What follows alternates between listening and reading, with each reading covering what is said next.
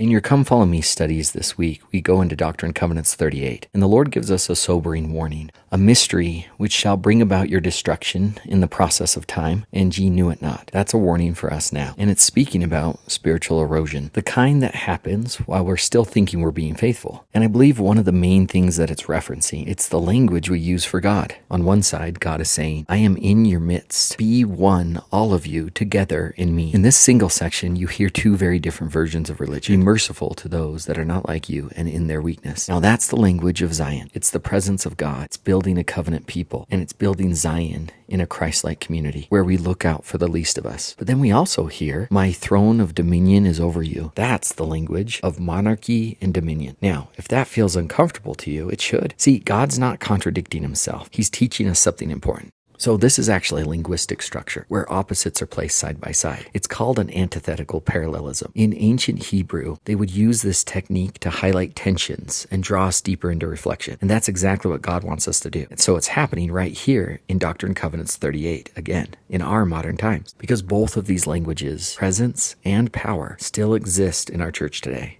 So if we're not careful, we'll miss the lesson that God has in store for us and embrace the one that makes us most comfortable. The royal language of performance, prosperity doctrine, and a distant God reigning from above, with his throne of dominion, all the while ignoring the covenantal language of the proximity of God, the poverty of those in need. Because you see words like mikdash, the literal sanctuary, a place where God dwelled among his people. And today, it's often translated as palace. So over time, under the Persian rule and influence, these meanings shifted. People stopped seeing God as dwelling among them and began imagining him seated far away, ruling from a throne of dominion. They stopped serving their community and they started serving a court. That's why verse 13 matters so much to us. A mystery which shall bring about your destruction in the process of time. This isn't happening all at once. It happens when the meanings drift, when we lose the message of God, when Zion becomes Babylon with a new coat of paint. We think we're building Zion, when in reality, we're just reinforcing religious Babylon. We pay our tithing, but we ignore the poor. We give our fast offerings, but we don't mourn with those who are mourning. Comfortable in our obedience, thinking that we're standing in the temple of God, but unaware that we're standing in the great and spacious building of man.